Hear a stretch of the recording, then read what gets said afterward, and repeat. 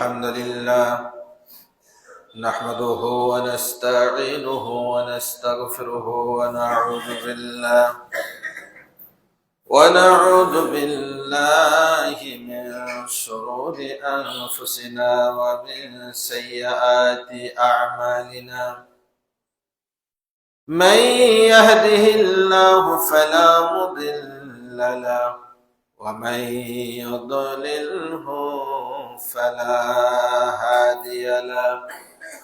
أشهد أن لا إله إلا الله وأشهد أن محمدا عبده ورسوله. أما بعد فأعوذ بالله من الشيطان الرجيم. بسم الله الرحمن الرحيم. قاف والقرآن المجيد بل عجبوا أن جاءهم منذر منهم فقال الكافرون هذا شيء عجيب. أإذا متنا وكنا ترابا ذلك رجع بعيد. بارك الله لنا ولكم في القرآن العظيم ونفعنا وإياكم بالآيات وذكر الحكيم. إنه تعالى جواد كريم مالك بر رؤوف رحيم.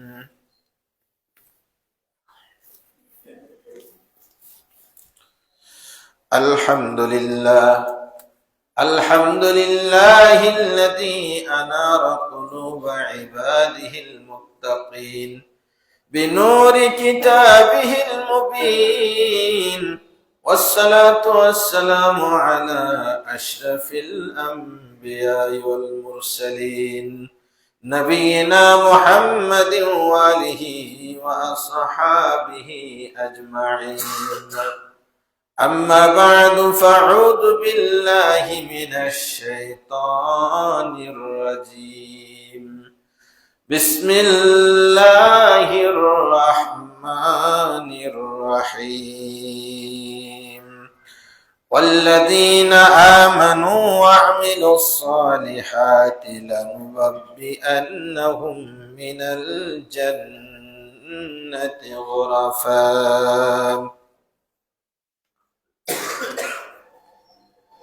যাবতীয় প্রশংসা মহান আল্লাহ সুবহানাহু ওয়া তাআলার জন্য, যে আল্লাহ তাআলা আমাদেরকে সালাতুল জুমা আদায়ের লক্ষ্যে অত্র বাইতুল ফালাহ জামে মসজিদে জমায়েত হওয়ার তৌফিক দান করেছেন। সকলেই সেই মহান মা'বুদের শুকরিয়া আদায় করি, সকলেই পড়ি আলহামদুলিল্লাহ।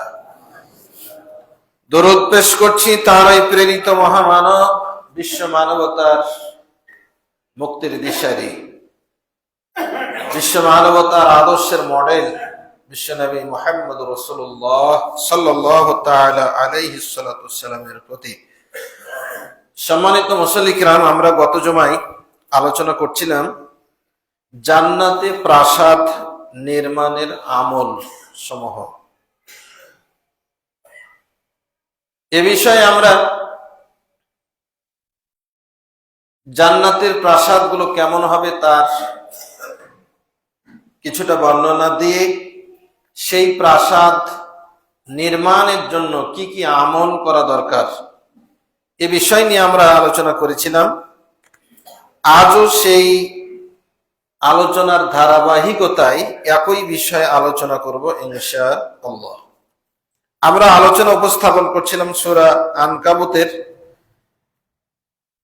58 নম্বর আয়াত থেকে। এখানে আল্লাহ সুবহানাহু ওয়া তাআলা বলছেন, ওয়াল্লাযীনা আমানু ওয়া আমিলুস সালিহাত, যারা ঈমান এনেছে এবং সৎকর্ম সমূহ বাস্তবায়ন করেছে, লানুনাব্বিআন্নাহুম মিনাল জান্নাতি গুরাফা, আমি অবশ্যই অবশ্যই তাদের জন্য জান্নাতে প্রাসাদ নির্মাণ করব। তো সম্মানিত মুসল্লি কিরাম, আল্লাহ সুবহানাহু ওয়া তাআলা ঈমানদার এবং সৎকর্ম পরায়ণ ব্যক্তিদের জন্য জান্নাতে প্রাসাদ নির্মাণ করবেন বলে দীপ্ত কণ্ঠে ঘোষণা দিয়েছেন। এই প্রাসাদগুলো নির্মাণ করতে কিছু আমলের দরকার, কিন্তু দুর্ভাগ্যবশত আমরা দুনিয়াতে বাড়ি গাড়ি করার জন্য আমরা মহাব্যস্ত হয়েছি। ব্যাংক থেকে উচ্চ হারে সুদ নিয়ে, সুদের ভিত্তিতে টাকা নিয়ে আমরা বিল্ডিং করছি। এই দেখা যাচ্ছে সুদ পরিশোধ করতে করতে লাইফ শেষ। আবার অনেকেই বিল্ডিং করতে গিয়ে হালাল হারাম দেখা দেখি নাই, যে কোনো প্রকারে হোক টাকা আসলেই হলো, এটা নিয়ে আমরা বাড়ি বানাচ্ছি, বিল্ডিং বানাচ্ছি।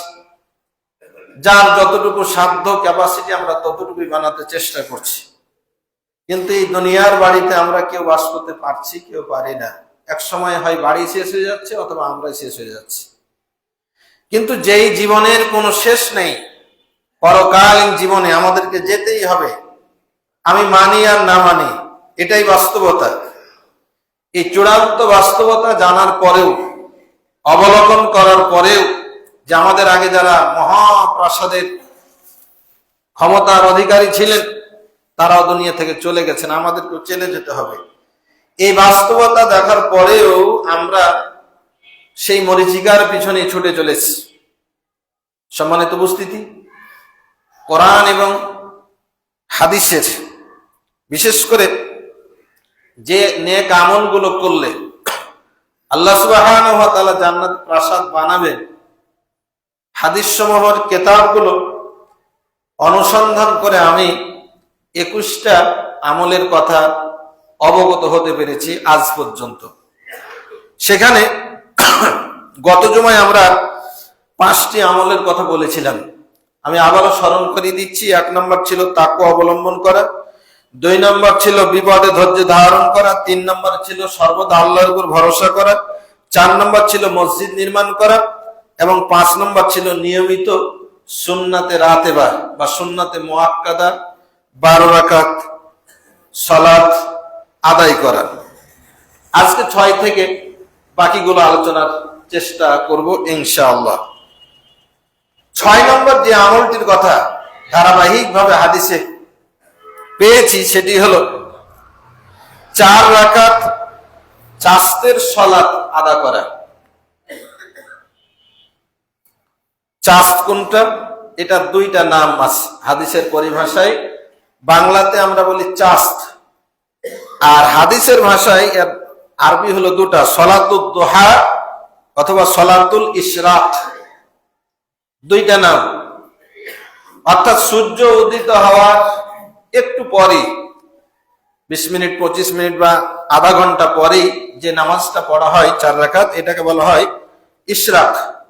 এটাকে যদি আর একটু দেরিতে পড়া হয়, মনে করেন 7টায় সূর্য উঠছে, 2 ঘন্টা পর বেলা 9টার দিকে, এমন টাইমে যদি পড়ানো হয় তাহলে সেটাকে বলছে সলাতুদ দুহা। রাসূল আকরাম সাল্লাল্লাহু আলাইহি সাল্লাম এই সালাতের ব্যাপারে সহিহুল জামির 6340 নম্বর হাদিসের মধ্যে বলছেন, আনা আবি মুসা আল আশআরী রাদিয়াল্লাহু তাআলা আনহু قال,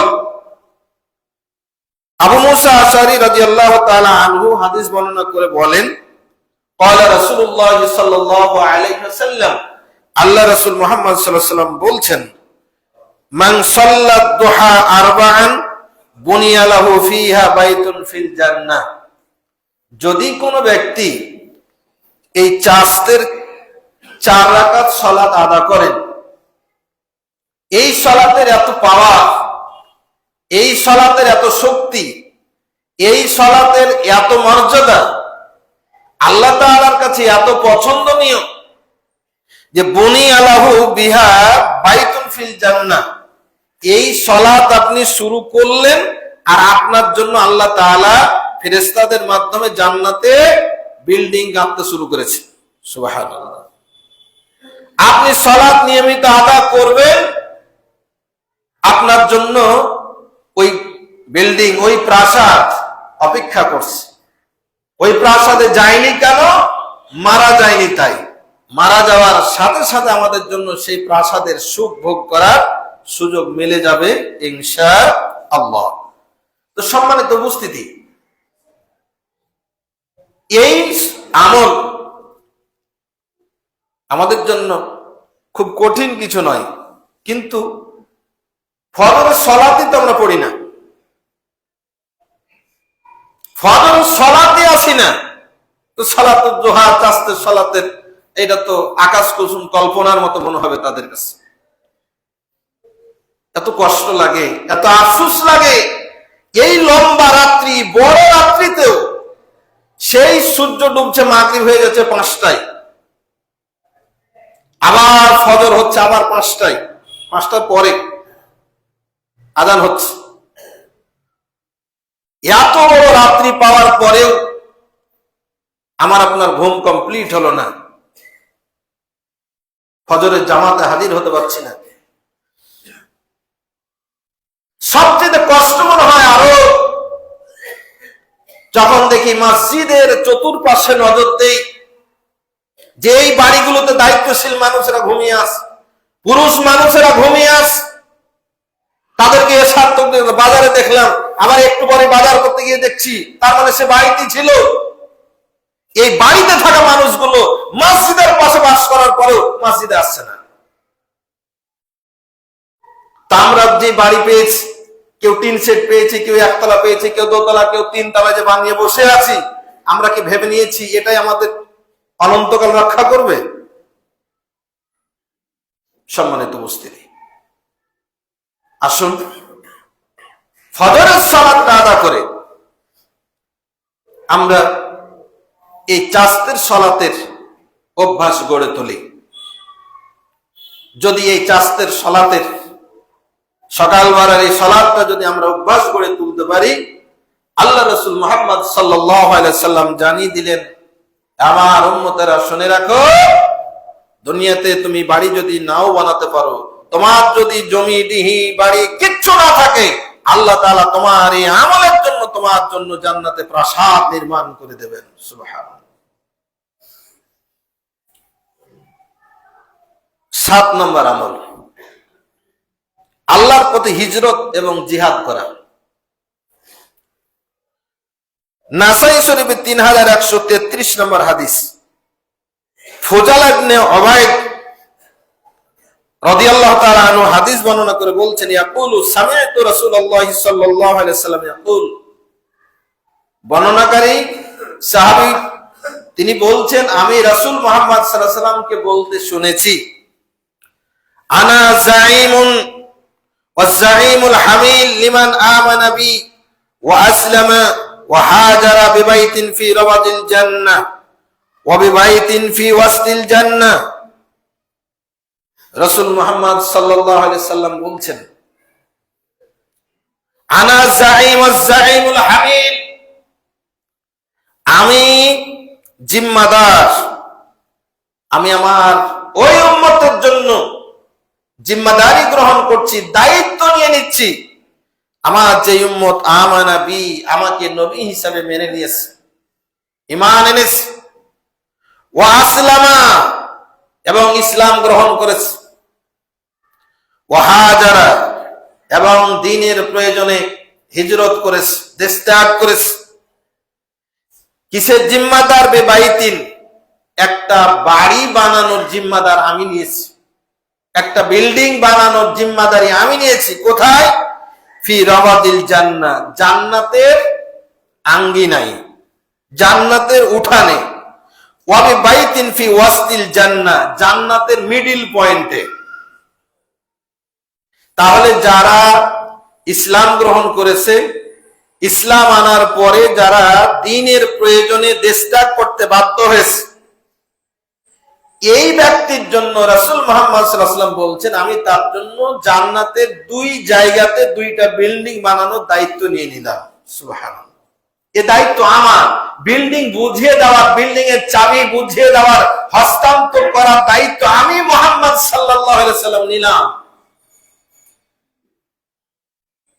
হাদিসের শেষাংশে বলা হচ্ছে, ওয়ানা জাইমুন লিমান আমানা বি ওয়া আসলামা ওয়া জাহাদা ফি সাবিলিল্লাহি বিবাইতিন ফি রাবাদিল জান্নাহ ওয়া বিবাইতিন ফি ওয়াসতিল জান্নাহ ওয়া বিবাইতিন ফি আলা গুরাফিল জান্নাহ। আল্লাহু আকবার। রাসূল মুহাম্মদ সাল্লাল্লাহু আলাইহি ওয়াসাল্লাম বলছেন, যে ব্যক্তি আমার প্রতি ঈমান আনছে মানে আমাকে আদর্শিক নেতা, অনুকরণীয় মডেল, আদর্শ, সালাতের ক্ষেত্রে, সিয়ামের ক্ষেত্রে, হজের ক্ষেত্রে, পরিবার পরিচালনার ক্ষেত্রে, অর্থনীতি পরিচালনার ক্ষেত্রে, রাজনীতির ক্ষেত্রে, জীবনের সকল ক্ষেত্রে যারা আমাকে অনুসরণ করেছে, আমাকে মেনে নিয়েছে, আর ওয়াজাহাদা ফি সাবিলিল্লাহ, আল্লাহর রাস্তায় জিহাদ করেছে। জিহাদ মানে অস্ত্র ধারণ নয়, যেটা অস্ত্র ধারণ ওটার নাম হলো কিতাল। জিহাদ মানে হলো প্রাণান্তকর চেষ্টা। এখানে এই জিহাদটা হবে নিজের আত্মার বিরুদ্ধে হয়, এই জিহাদটা হয় বক্তৃতার মাধ্যমে হয়, এই জিহাদটা লেখনের মাধ্যম দিয়ে হয়, এই জিহাদটা মানুষকে কখনো গায়ে হাত বোলানোর দ্বারা হয়, এই জিহাদটা কখনো ঝাড়ি দিয়ে হয়, কখনো বাড়ি দিয়ে হয়। এটা এই প্রচেষ্টা করতে করতে যখন যদি প্রয়োজন হয়, তাহলে যেটা কাফির মুশরিকদের সঙ্গে যেটা একেবারে অস্ত্র ধারণ পর্যায়ে চলে যায়, সেটাকে বলা হয় কিতাল। তো এখানে কিতালের কথা বলা হয়নি, জাহাদা। ইসলাম গ্রহণ করে ইসলামকে প্রতিষ্ঠা করার জন্য, আমি নবীকে মেনে নেওয়ার পরে আমি নবীর আদর্শকে বাস্তবায়ন করার জন্য নিজের 3.5 হাত বডিকে বাস্তবায়ন করে আগে নিজের সাথে জিহাদ করে। আমরা অনেকেই সমাজে বাস্তবায়নের জন্য জীবন দিতে প্রস্তুত, কিন্তু নিজের 3.5 হাত বডিতে সেটা বাস্তবায়ন করতে আগ্রহী নই। আমরা বলি রাষ্ট্র হয়ে গেলে তখন আমার বডিতে হবে, আমার পরিবারে হবে, আল্লাহ না করুক রাষ্ট্রের জন্য চেষ্টা করলাম, রাষ্ট্রে হলে আলহামদুলিল্লাহ, কিন্তু হয়তো চেষ্টা করতে করতে রাষ্ট্রে হলো না, কিন্তু আমার জীবনে যেটা বাস্তবায়ন করা আমার পক্ষে সম্ভব হতো, এটা তো অনেক সময় নিজে পারতাম, কিন্তু আমরা হেলায় সেটাকে হারিয়েছি। এই জিহাদ যেটা ব্যক্তি জীবনে, পরিবারের জীবনে, সমাজ জীবনে, রাষ্ট্রীয় জীবনে চলার পথে প্রত্যেকটা ক্ষেত্রে প্রাণান্তকর যারা চেষ্টা করবে। এখন আমি ফতোয়া দিলাম যে আপনি ফতোয়া দিচ্ছেন আমি খারাপ, তো আপনি আমার সাথে ভালো হয়ে দেখান। আমি আপনাকে খারাপ বলছি, দিয়ে আপনার থেকে দূরে থাকছি, তাহলে আমার উচিত আপনাকে খারাপ না বলে আমাকে আপনার সাথে ভালো হয়ে দেখাতে হবে। কিন্তু না, আমরা শুধু অন্যের দোষ তালাশ করে ব্যস্ত। ও মুসলমান, আমাদের প্রত্যেকের উচিত আল্লাহর জমিনে আল্লাহর দ্বীনকে, নবী মুহাম্মদ সাল্লাল্লাহু আলাইহি ওয়াসাল্লামের আদর্শকে বাস্তবায়ন করতে যারা জিহাদ করবে, চেষ্টা করবে, তার জন্য রাসূল সাল্লাল্লাহু আলাইহি ওয়াসাল্লাম বলেছেন, আনা জাঈম, আমি জিম্মাদারি নিলাম। কিসের? বিবাইতিন ফি রাবাজিল জান্নাহ, জান্নাতের আগনাতে, উঠানে, খৈলানে, আমাদের আঞ্চলিক ভাষা যদি বলি, মানে বাড়ির আগা দিয়ে যে ফাঁকাটা থাকে, এটা কি খৈলান বলি, উঠান বলি। তাহলে এই যে বাড়ির আঙ্গিনার সামনে, এখানে একটা জান্নাতের সামনে একটা বিল্ডিং, জান্নাতের মিডিল পয়েন্ট একটা,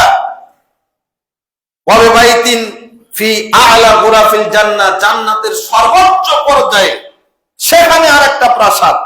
অর্থাৎ আল্লাহর জমিনে আল্লাহর নবী মুহাম্মদ সাল্লাল্লাহু আলাইহি ওয়াসাল্লামের আনিত ইসলামকে বাস্তবায়নের জন্য যারা জিহাদ করলো, চেষ্টা করলো, রাসূল মুহাম্মদ সাল্লাল্লাহু আলাইহি ওয়াসাল্লাম বলছেন, আমি তার জন্য জান্নাতের 3টা পয়েন্টে 3টা বিল্ডিং প্রাসাদ বানানোর দায়িত্ব আমি মুহাম্মদ সাল্লাল্লাহু আলাইহি ওয়াসাল্লাম নিলাম। ও মুসলমান, আপনি যে নেতার পিছনে ছুটছেন, আপনার নেতা যে আপনাকে চমকপ্রদ আহ্বান জানাচ্ছে, আপনার নেতাকে এই গ্যারান্টি দেবে? আপনার নেতাকে বলেন মরার পরে গ্যারান্টি জিম্মাদারি নিতে পারবে? আমাদের চলা উচিত বিশ্বনবী মুহাম্মদ রাসূলুল্লাহ সাল্লাল্লাহু আলাইহি ওয়াসাল্লামের জীবনাদর্শকে বাস্তবায়ন করার জন্য আমরা আমাদের রাসূল মুহাম্মদ সাল্লাল্লাহু আলাইহি ওয়াসাল্লামের আদর্শকে বাস্তবায়ন করার জন্য চেষ্টা করি। রাসূল সাল্লাল্লাহু আলাইহি ওয়াসাল্লাম বললেন, জান্নাতের 3 পয়েন্টে তোমার জন্য 3টা বিল্ডিং এর জিম্মাদারি আমি মুহাম্মদ সাল্লাল্লাহু আলাইহি ওয়াসাল্লাম নিলাম। আমরা কপাল পড়া এদিকে নয়, 1 কাপ লাল চায়ের জন্য, একটা লুঙ্গির জন্য, একটা শাড়ির জন্য, 2 প্যাকেট বেড়ির জন্য আমরা কপাল পড়া মুসলমান ঈমান বিক্রি করে রাসূলের সুন্নাহ থেকে আমরা দূরে সরে গেছি। তো খান, বেড়ি খান, দুনিয়া তো বেড়ি খাবে, পরকালে ওই মুখে আগুনই থাকবে, মুখে আর মধু জান্নাতে সরাব যাবে না। সিদ্ধান্ত আমাদের। আল্লাহ সুবহানাহু ওয়া তাআলা আমাদেরকে বুঝার তৌফিক দান করুন, আল্লাহুম্মা আমিন। তাহলে 7 নম্বর আমল প্রত্যেকটা কদমে কদমে মনে রাখতে হবে। বর্তমানে এই সময় আমাদের মনে রাখতে হবে, কারণ আমরা রাসূলের আদর্শ থেকে আমরা ব্যক্তির আদর্শ প্রতিষ্ঠার জন্য আমরা এখন খুব উদ্গ্রীব। 8 নম্বর আমল নাম্বার 8, যে আমল করলে জান্নাতের বিল্ডিং পাবেন। এই আমলে আমরা হুজুরেরা ধরা খেয়ে যাব, নামাজিরা ধরা খেয়ে যাবেন এই আমলে। আগেরটাতে তো ব্রেন চালিয়েছেন যে হুজুর মনে হয় ওকে কইল না, আমি কাউকে বলিনি, আমি আমাকে বলেছি, যে শুনেছে তাকে বলেছি। আমাদের অভ্যাস হলো আমরা ফিট করি বক্তব্যগুলো, হয়তো অমুককে বললে তমুককে বললে না, আল্লাহর কসম আমি আগে নিজেকে আমাকে বলেছি। আপনি শুনছেন, আপনি ভাবেন যে আমি এই কাজ করছি কিনা। 8 নম্বর যে আমলটা বলবো, এই আমলে আমরা নামাজিরা ধরা খেয়ে যাব, বঞ্চিত হয়ে যাব আল্লাহর বিল্ডিং থেকে। কি সেটা? সিলসিলা সহিহা হাদিস গ্রন্থের 1892 নম্বর হাদিস, আমাদের আয়েশা রাদিয়াল্লাহু তাআলা আনহা হাদিস বর্ণনা করে বলেন, ক্বালা রাসূলুল্লাহ সাল্লাল্লাহু আলাইহি ওয়াসাল্লাম, আল্লাহ রাসূল মুহাম্মদ সাল্লাল্লাহু আলাইহি ওয়াসাল্লাম বলেন, মান সাদ্দা ফুরজাতান ফি সাফফিন রাফাআহু আল্লাহু বিহা দারাজাতান ওয়া বানা লাহু বাইতান ফিল জান্নাহ। যারা জামাতে সালাত আদা করে, বেনামাজের খবর নাই, আগে বাদ। যারা জামাতের সাথে সালাত আদা করে, জামাতে যখন দাঁড়ায়, দাঁড়ানোর সময় একজন মুসল্লি অপরজন মুসল্লির মাঝের যে গ্যাপটা আছে, এই ফাঁকাটা যারা পূর্ণ করে, পায়ের সাথে পা, কাঁধের সাথে কাঁধ যারা মিলিয়ে নেয়, সওয়াব রাফা আল্লাহু বিহা দারাজাতান, আল্লাহ এই আমলটা করার জন্য তার মর্যাদা দুনিয়াতে আখিরাতে বাড়িয়ে দিবে। সুবহানাল্লাহ।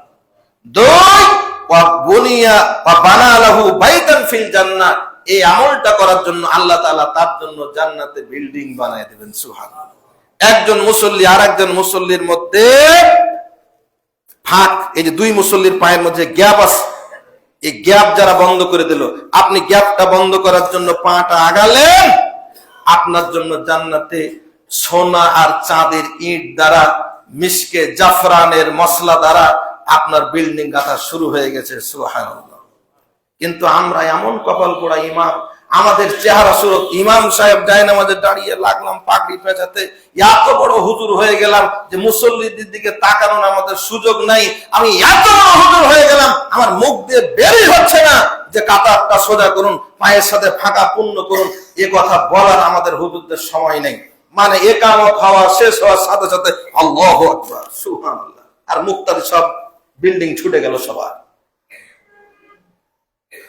এই সমাজের অধিকাংশ মসজিদে ইমাম সাহেব কাতার সোজা করতে বলেন না, ও মুসলমান, অথচ রাসূল সাল্লাল্লাহু আলাইহি ওয়াসাল্লামের প্রত্যেকটা হাদিস গ্রন্থে আছে রাসূল সাল্লাল্লাহু আলাইহি ওয়াসাল্লাম যখন ইকামত হতো তখন বলতেন সফু সুফুবাকুম, যখন তোমরা কাতার সোজা করো, পরস্পরের ফাঁকা বন্ধ করো, আমি রাসূল মুহাম্মদ সাল্লাল্লাহু আলাইহি ওয়াসাল্লাম দেখছি তোমাদের এই ফাঁকার মধ্যে ছাগলের আকৃতিতে শয়তানকে দাঁড়িয়ে থাকতে। সম্মানিত উপস্থিতি, যে হুজুররা বলেন কিছু কিছু মুসল্লি আমরা থাকি, যদি কোনো ভাই আবার পাটা বাড়ান তখন ওপর পা টানতেই থাকে, আবার ইনি ফের আবার পা সরকাইতে থাকে, না এই কাজ করবেন না। ও কপাল পোড়া যে পা টেনে নিব, কপাল পোড়া, ও জান্নাত চাই না, রাসূল সাল্লাল্লাহু আলাইহি ওয়াসাল্লামের চাইতেও বেশি বুঝে নিয়েছে। আবার অনেকে পাটা দাঁড়ান ভি আকৃতিতে, এমন একটা পা দিয়ে ভি আকৃতি পা করে নিচ্ছেন, পা হবে কেবলামুখী, পা হবে কেবলামুখী। সবাই যখন কেবলামুখী টানবেন, কি আবার পাকে এত বড় ফাঁক করে, মানে দুই দিকে ফাঁক করে দিচ্ছে, দিয়ে আবার কাটা সোজা না, কি আবার খুব চেপে করেছে। আরামে দাঁড়াবেন, সোজা ভাবে দাঁড়িয়ে পায়ের সাথে পা যখন মিলাবেন, কাঁধের সাথে কাঁধ এমনিতে মিলে যাবে, ফাঁকা বন্ধ হয়ে যাবে।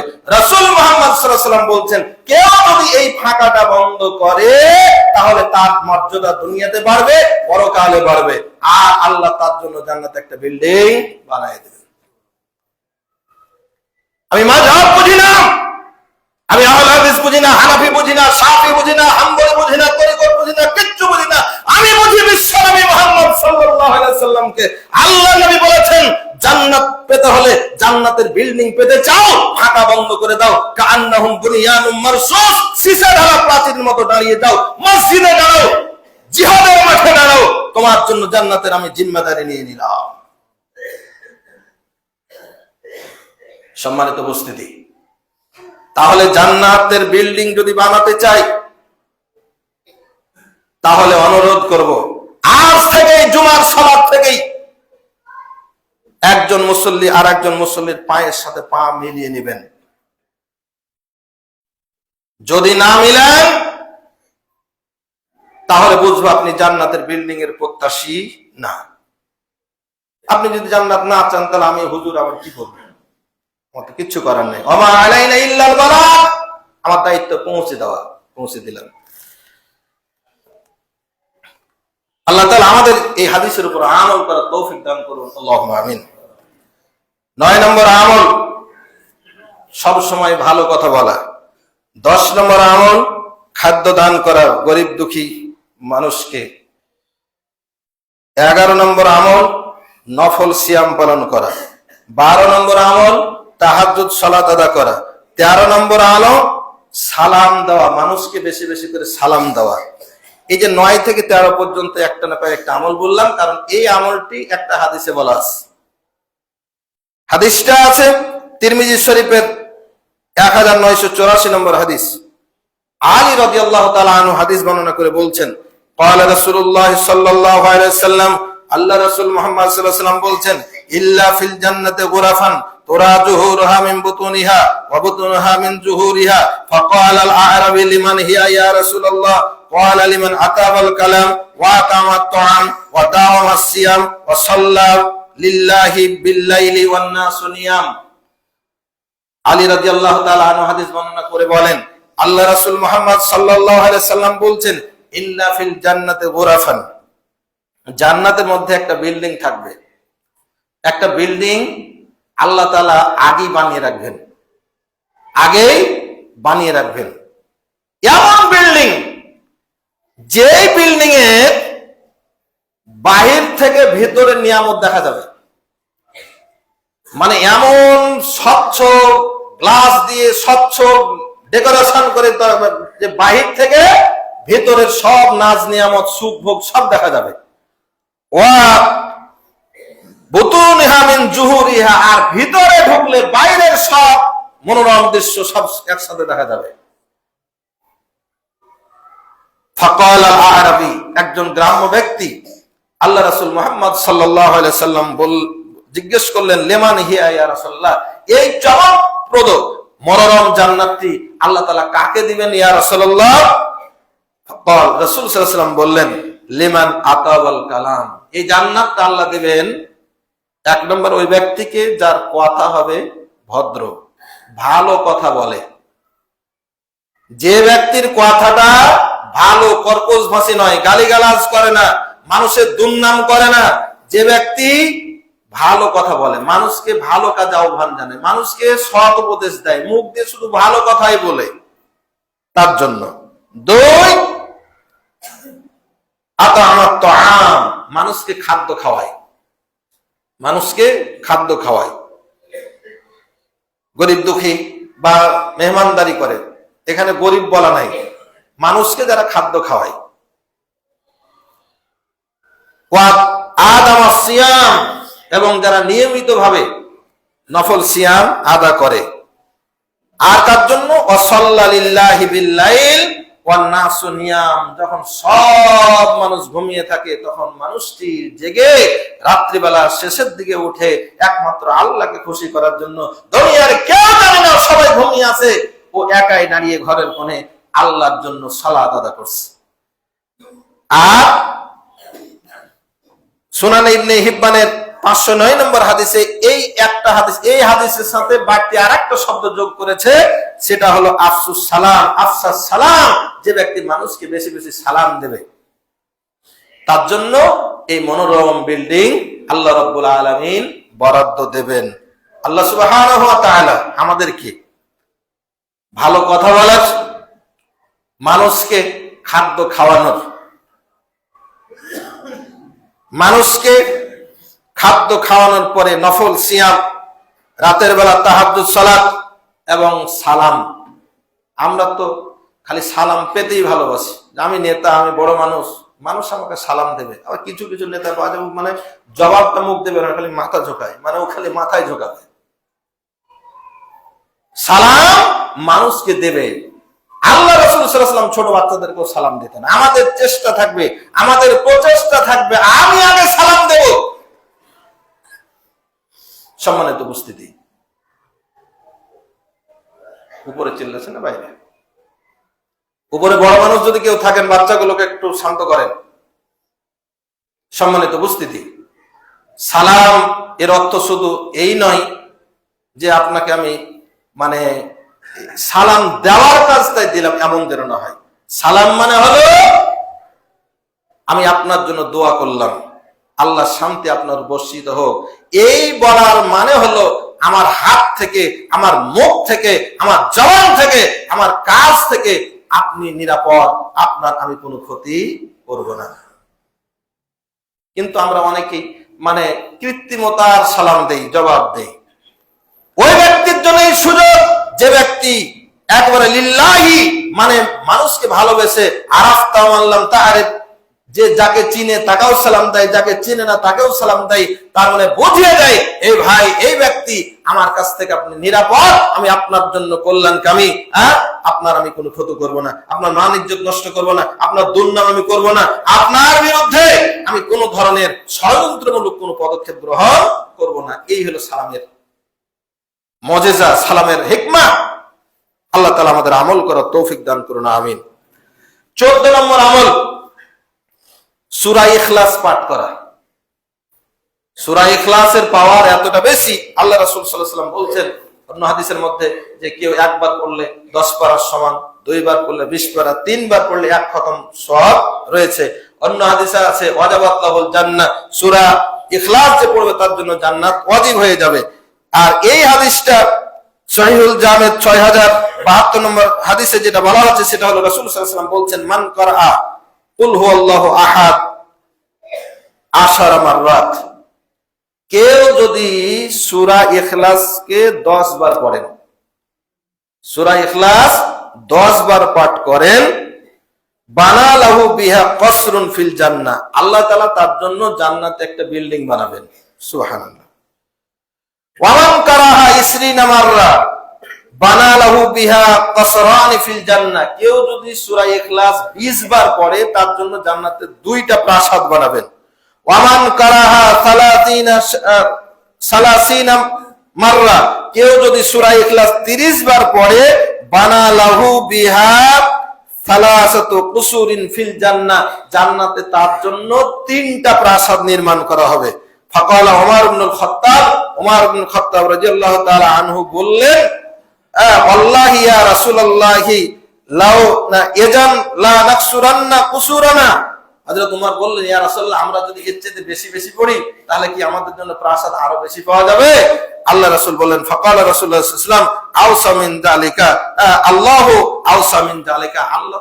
আল্লাহর কি অভাব আছে নাকি? আল্লাহ দেবেন। অর্থাৎ প্রতি 10 বারের জন্য একটি করে প্রাসাদ তোমার জন্য নির্মিত হয়ে যাবে ইনশাআল্লাহ। আজকে আমরা কত নাটক, উপন্যাস কত কি পড়ি। আপনি কোরআন তেলাওয়াত জানেন না, শিখেন। যতক্ষণ না পাচ্ছেন, প্রতিদিন রাস্তায় চলছেন, হাঁটছেন, অবসর আছে, গল্প গুজব না করে, একাকী আছেন, গুনগুন করে গান না গেয়ে, দুশ্চিন্তা না করে সূরা ইখলাস পড়েন। 10 বার পড়লে একটা প্রাসাদ হয়ে যাবে, 20 বার পড়লে আরেকটা প্রাসাদ, 30টা পড়লে আরেকটা প্রাসাদ, 40 বার পড়লে আরেকটা প্রাসাদ। প্রতি 10 বার ইখলাসের সাথে আপনার জন্য জান্নাতে একটা করে প্রাসাদ হয়ে যাবে। সুবহানাল্লাহ। আল্লাহ তাআলা আমাদেরকে আমল করার তৌফিক দান করুন। আল্লাহুম্মা আমিন।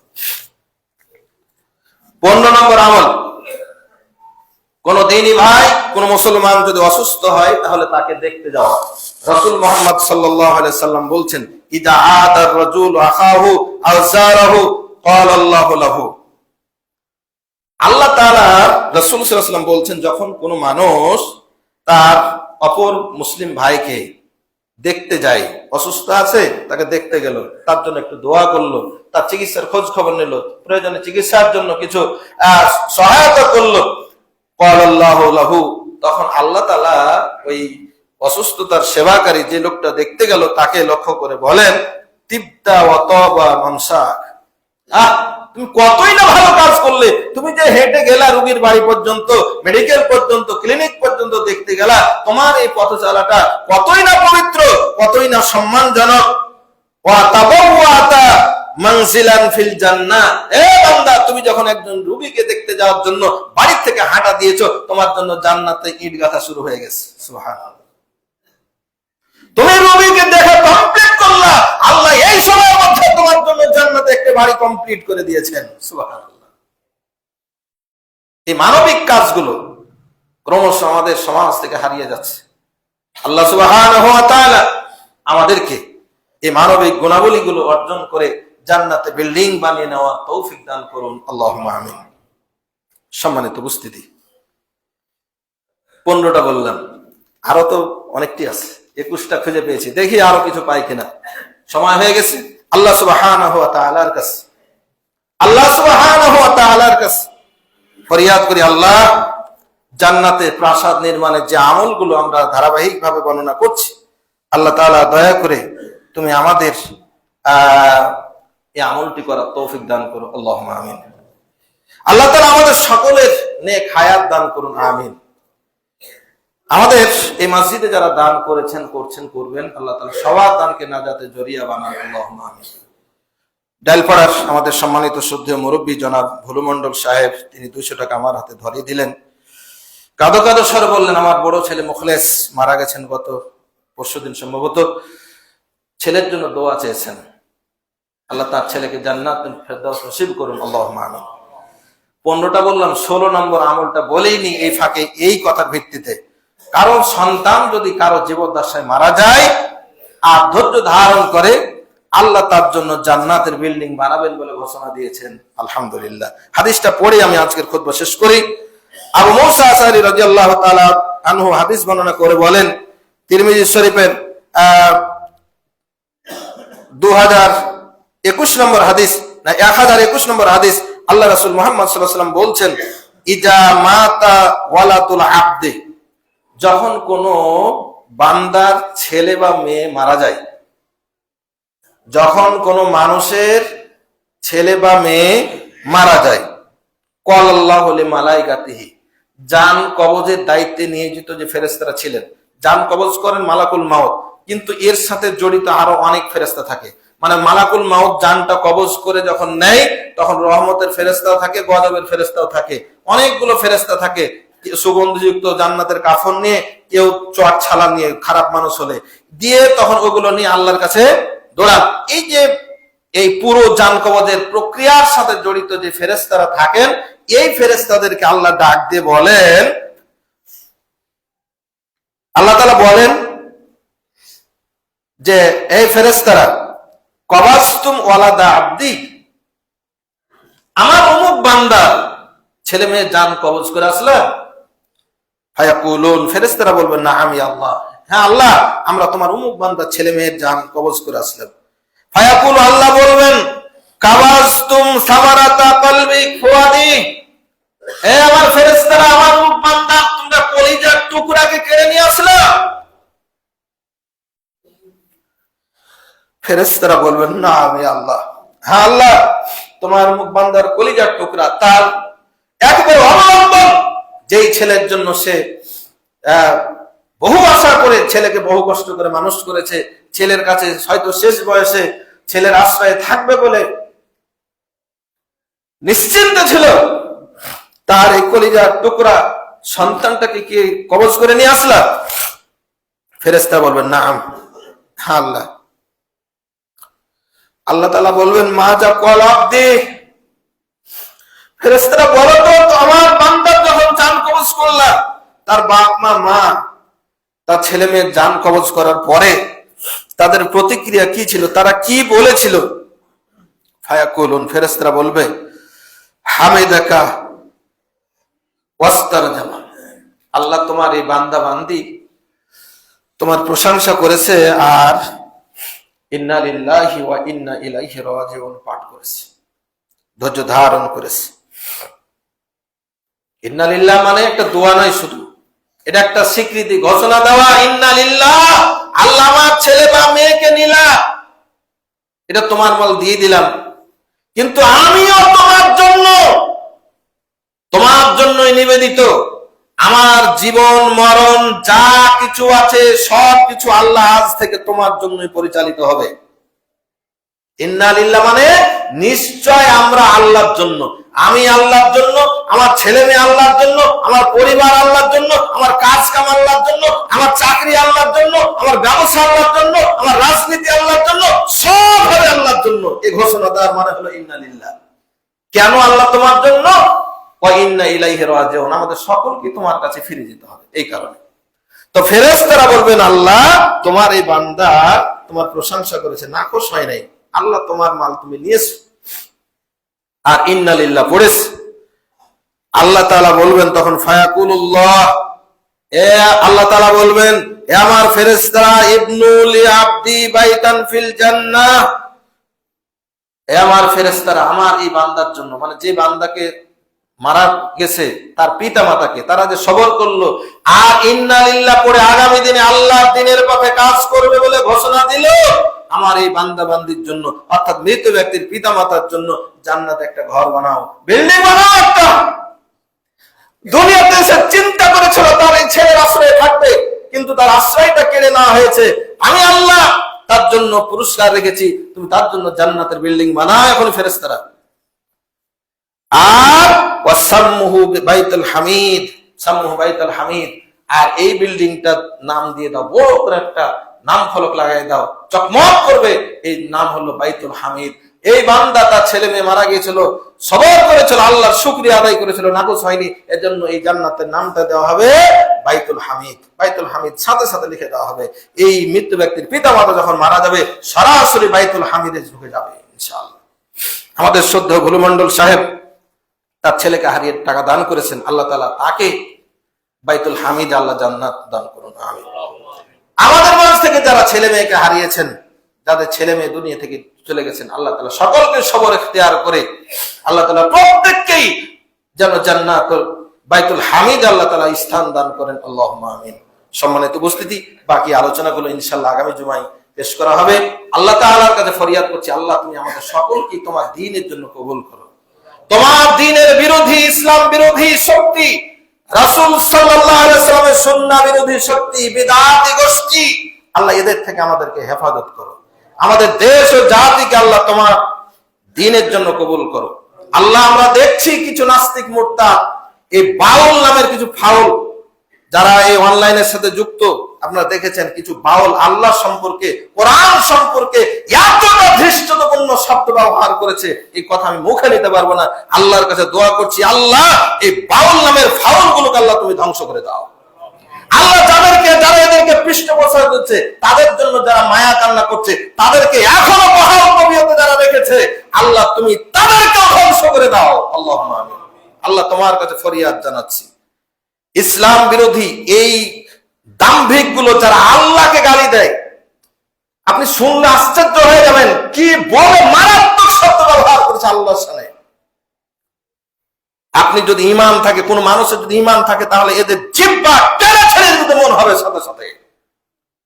সম্মানিত উপস্থিতি, কিন্তু এখনো সরকার কিন্তু যথাযথভাবে পদক্ষেপ নিয়ে এদেরকে মৃত্যুদণ্ড দিচ্ছে না। ও মুসলমান, এই সমস্ত আল্লাহ বিরোধী শক্তিগুলোকে যদি থামাতে হয়, তাহলে আমাদেরকে রাসূল সাল্লাল্লাহু আলাইহি সাল্লাম যেভাবে ক্ষমতা পরিচালনা করেছেন মদিনার জীবনে 10 বছর, ওইভাবে আমাদেরকে রাষ্ট্র ক্ষমতা, আমাদের আইন আদালত গুলো পরিচালিত করতে হবে। যদি এটা আমরা প্রতিষ্ঠিত করতে পারি, আল্লাহর কসম, এই বাউল ফাউল নাস্তিক মুরতাদ কারোর সামর্থ্য হবে না আল্লাহ সম্পর্কে, কোরআন সম্পর্কে, ইসলাম সম্পর্কে, নবী সম্পর্কে কটূক্তি করা। আল্লাহ তাআলা আমাদের সকলকে আল্লাহ তাআলার জমিনে আল্লাহর দ্বীনকে বিজয় করার তৌফিক দান করুন। আল্লাহুম্মা আমিন। রব্বানা হাব লানা মিন আজওয়াজিনা ওয়া যুররিয়াতিনা কুররাতা আ'ইন ওয়াজআলনা লিল মুত্তাকিনা ইমামা। আল্লাহুম্মা আনসুরিল ইসলাম ওয়াল মুসলিমিন, আল্লাহুম্মা আইয়িদিল ইসলাম ওয়াল মুসলিমিন, আল্লাহুম্মা আখযুলিল কাফারাতা ওয়াল ফাজারাতা ওয়াল ইয়াহুদা ওয়াল মুশরিকিন, আল্লাহুম্মা জালজিল আকদামাহুম, আল্লাহুম্মা খাররিব বুনিয়ানাহুম, আল্লাহুম্মা দাম্মির দিয়ারাহুম, আল্লাহুম্মা জালজিলহুম জিলজালান শাদীদা। ربنا تقبل منا إنك أنت السميع العليم وتب علينا إنك أنت التواب الرحيم. سبحان ربك رب العزة عما يصفون وسلام على المرسلين والحمد لله رب العالمين. قوموا للصلاة.